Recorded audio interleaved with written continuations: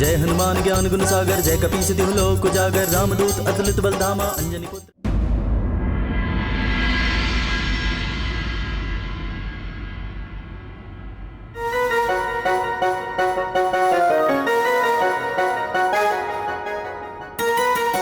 हनुमान, मुझे यहां से निकालिए। हनुमान। नारद जी, आपको हनुमान से प्रार्थना मांगने की क्या आवश्यकता? आप तो स्वयं संगीत विशारद हैं। हनुमान के समान आप भी अपने सुरों से इस हिम को पिघला दीजिए। मैं लज्जित हूं महादेव। देवताओं और अप्सराओं पर अपने सुरों के प्रभाव से मुझे अहंकार हो गया था, किंतु मेरे सुर केवल जीवित प्राणियों के हृदय में हलचल कर सकते हैं महेश्वर। राम भक्त हनुमान का संगीत तो हिम जैसे जड़ पदार्थ को भी विचलित कर देता है।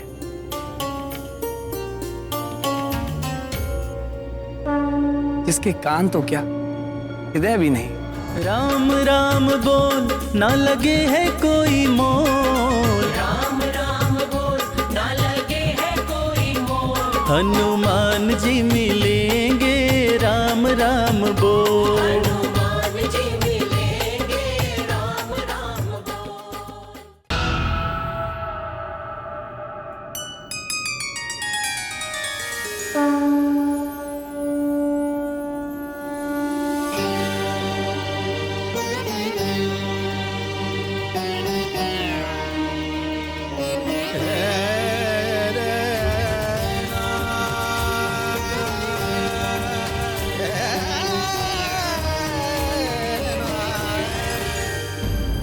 तो क्या हनुमान ने नारद जी का भी गर्व भंग कर डाला? हमारे स्वामी के समान हनुमान जी भी 64 कलाओं के ज्ञाता है। कैसे ना हो, हनुमान जी की माँ अप्सरा पुंजिक स्थला भी तो उच्च कोटि की कलाकार थी। आप प्राणवल्लभ, पुंजिक स्थला का क्या हुआ? ऋषि के श्राप के प्रभाव से पुंजिक स्थला का स्वर्ग से पतन हो गया और उसने धरती पर वानर राज कुंजर की पुत्री अंजना के रूप में जन्म लिया। वानर राज कुंजर के घर में अंजना का यथारीति लालन पालन होने लगा। पूर्व जन्मों के संस्कार से अंजना की भी भगवान शंकर में अनन्य श्रद्धा थी। समय बीतता गया, यौवन के पग धरते ही अंजना का सौंदर्य खिल उठा, किंतु अन्य युवतियों से विपरीत अंजना आभूषण और अलंकार के साथ साथ शस्त्र विद्या में भी रुचि लेने लगी। वानरराज कुंजर ने उसे रोका नहीं, वरन उत्साह वर्धन ही किया।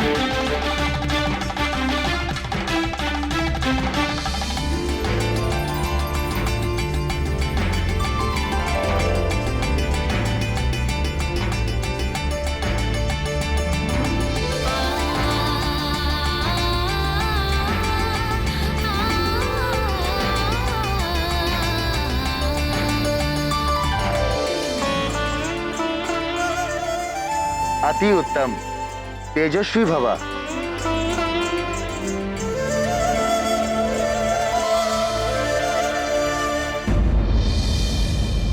बहुत सोच समझकर पुंजिक स्थला को हनुमान की जननी के लिए चुना गया था, पर अभी भी वो भगवान भोले शंकर के अंश का भार वहन करने में समर्थ नहीं थी। अनेक परीक्षाओं को पार कर अंजना को उस योग्य बनना था। इसी उद्देश्य से उसके जीवन में विचित्र घटनाएं घटने लगी। और एक बार अंजना अपनी सखियों के साथ निकट के वन में आनंद विहार के लिए निकली।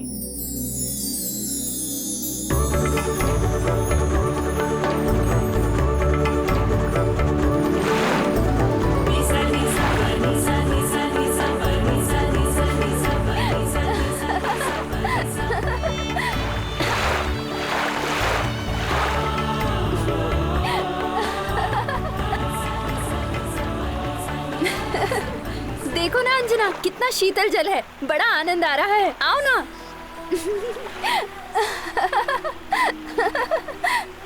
आओ ना, आओ ना अंजना।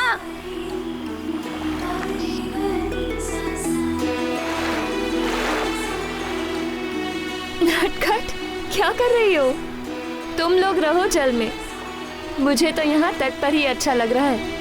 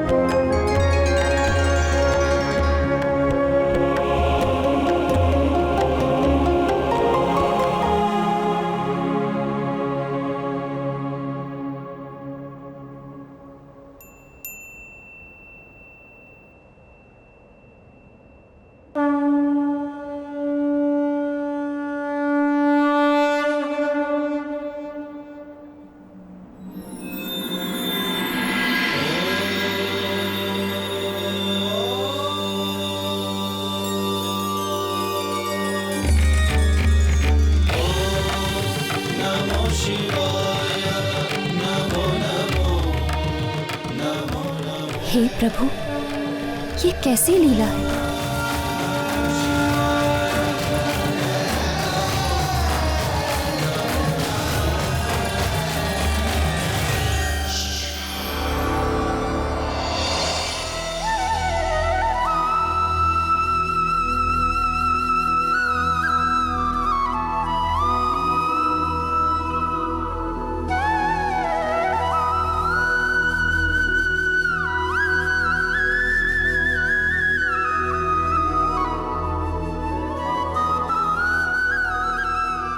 आप हमें सता रहे हैं मुरलीधर।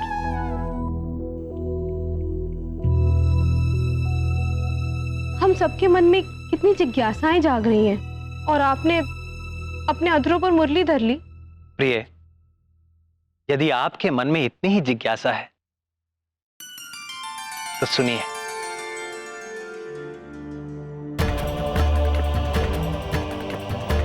महादेव का अंश जन्म से पूर्व ही अंजना का मार्गदर्शन करने लगा था। मनुष्य का प्रारब्ध अर्थात उसके जीवन में होने वाला घटनाक्रम जन्म से पूर्व ही निश्चित हो जाता है और चाहे अनचाहे हर प्राणी अपने भाग्य की ओर खिंचता चला जाता है। अंजना के जीवन का तो केवल एक ही उद्देश्य था, महादेव के अंश महाबली हनुमान का जन्म। ऐसा समझो कि बाल हनुमान की छवि बनकर वो भाग्य ही अंजना को एक विशेष दिशा में खींचे लिए जा रहा था। तो फिर उस वन में और क्या हुआ प्रभु?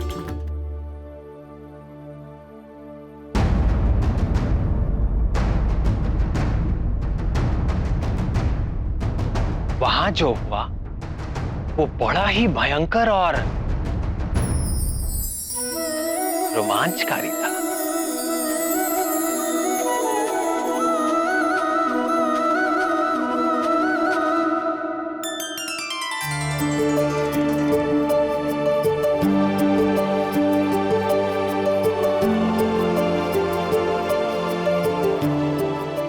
एक बार फिर दिखेगा तो उसके कान पकड़कर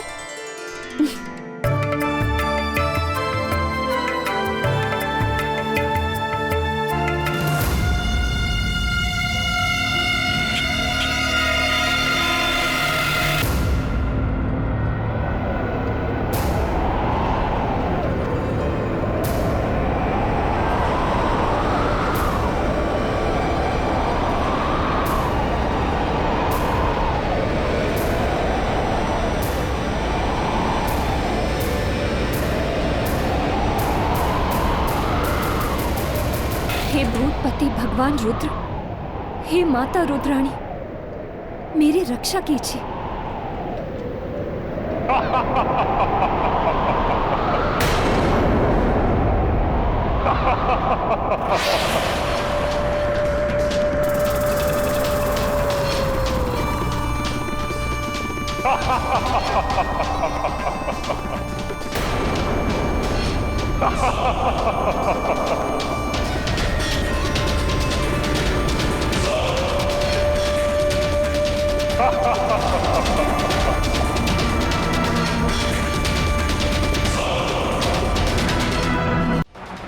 हे रुद्र रक्षा करो, हे वीरभद्र रक्षा करो, रक्षा करो। दम साधन से तुम्हारी रक्षा तो केवल दम साधन ही कर सकता है सुंदरी। डरो मत, मेरी ओर उससे विवाह करोगी फिर तुम्हें इस संसार में कभी किसी से कोई भय नहीं रहे, क्योंकि तीनों लोक में मुझसे ज्यादा बलशाली और मुझसे ज्यादा वीर कोई। आओ आओ मेरी पत्नी बन जाओ।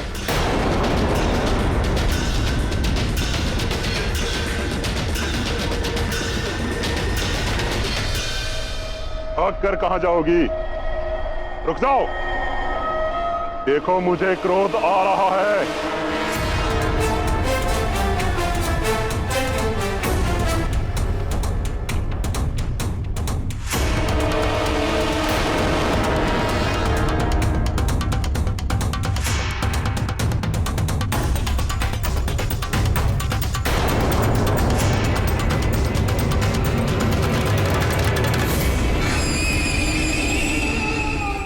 बचकर कहां जाएगी।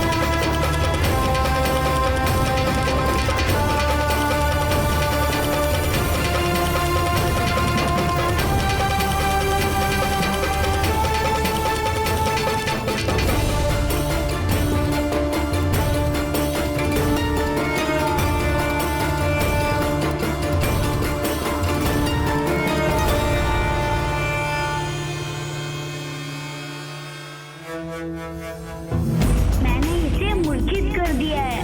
आप निकल जाइए, उत्तर की ओर सरल मार्ग है।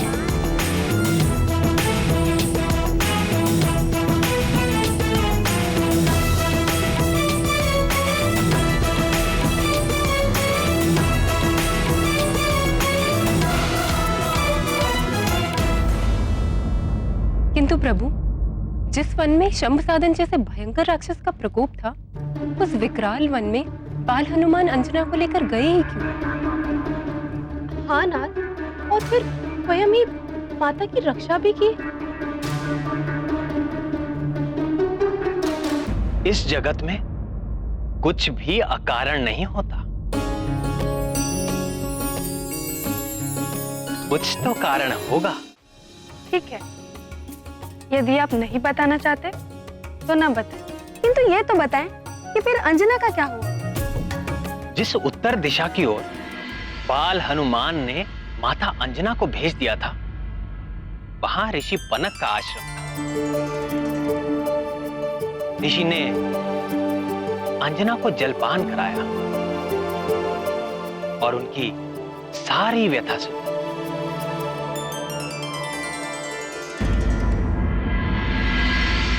शंभ साधन के उत्पात से यहाँ सभी प्राणी पीड़ित है। उसका वध करने के लिए कई योद्धाओं ने प्रयास किए, किंतु ये राक्षस बड़ा ही बलवान है। सब के सब उस नरभक्षी का आहार बन गए। अब केवल एक ही आशा शेष है, तुम्हारे उस रहस्यमय रक्षक बाल वानर के समान ही यह वीर योद्धा भी वानर जाति का है, वानर राज केसरी। अब उसकी सफलता ही हमारी सुरक्षा है।